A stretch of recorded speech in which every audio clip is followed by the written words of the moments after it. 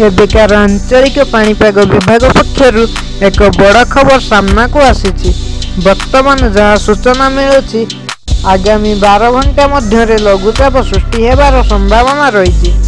गांगेय पश्चिमबंग उपत्यकार घूर्णिबलय सक्रिय रही बोली पाणीपाग विभाग पक्षरु सूचना मिली। केउं केउं जिला को सतर्क दिया जायछि से बाबद में संपूर्ण खबर जानिया वीडियोटी को लाइक करी सांगमानक पाखक शेयर करंतु एवं जदि आपण माने आम चैनल को प्रथम थर पई देखुथुबे ताहले एबे चैनल को सब्सक्राइब करी पाखरे थिबा बेल आइकन को दबाई ता ऊपर क्लिक करिया पई भूलिबेनी। तबे चलंतु आ डेरी न करी खबर ऊपर नजर पकाइबा। सूचना अनुसार राज्य रे आगामी 12 घंटा मध्य लघुचाप सृष्टि हेबार संभावना रही। गांगेय पश्चिमबंग उपत्यकार घूर्णिबलय सक्रिय हो पारे प्रभाव में 12 घंटा मध्य लघुचाप सृष्टि हेबार संभावना रही।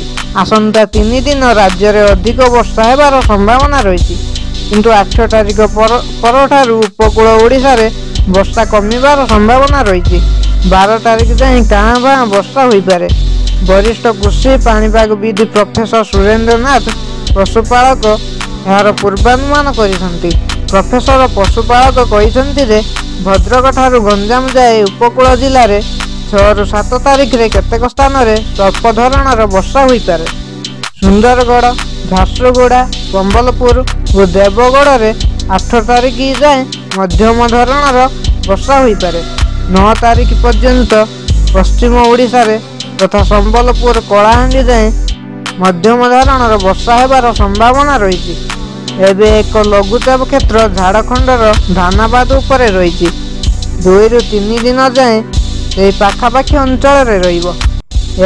पश्चिम झारखंड और संलग्न मध्य प्रदेश उपरे 2 दिन पर 2 दिन प्रयागराज और पाटना मध्य यार प्रभाव में उपकूल ओडिशा रे 12 तारिख जाए वर्षा कम हेबार संभावना रही किंतु झारखंड और छत्तीसगढ़ नदीर उपर मुंडरे वर्षा हेबो बोली प्रोफेसर पशुपालक आकलन करिसंती।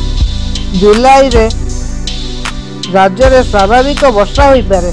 अगस्त रे स्वाभाविक ठारू अधिक वर्षा हो पारे।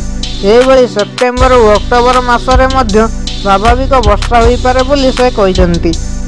एबे सुधा राज्य रे स्वाभाविक ठारू अधिक वर्षा होईछि।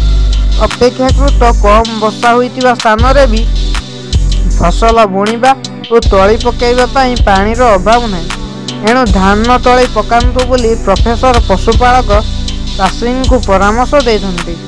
पाणीपाग विभाग आकलन कहूछि गांगेय पश्चिमबंग और यार संलग्न अंचल एक घूर्णिबलय सृष्टि होइछि। आसंता 24 घंटा यह लघुचाप रूप नहीं पारे। रविवार मयूरभंज और केउंझर रे प्रबल अति प्रबल वर्षा हेबार आशंका रही। यह 2 जिला ऑरेंज वार्निंग जारी होइछि। सुंदरगढ़, झारसुगुड़ा, संबलपुर, देवगढ़, बरगढ़, सोनपुर, अनुगुल, ढेंकानाल, नवरंगपुर, कोरापुट और रायगढ़ रे प्रबल वर्षा हो पारे। 7 तारिख रे सुंदरगढ़, झारसुगुड़ा और संबलपुर रे अधिक वर्षा हो पारे। सेही भाव 8 तारिख रे झारसुगुड़ा, बरगढ़ और सुंदरगढ़ रे भारी वर्षा हो पारे। Bureau report SSTV Odia.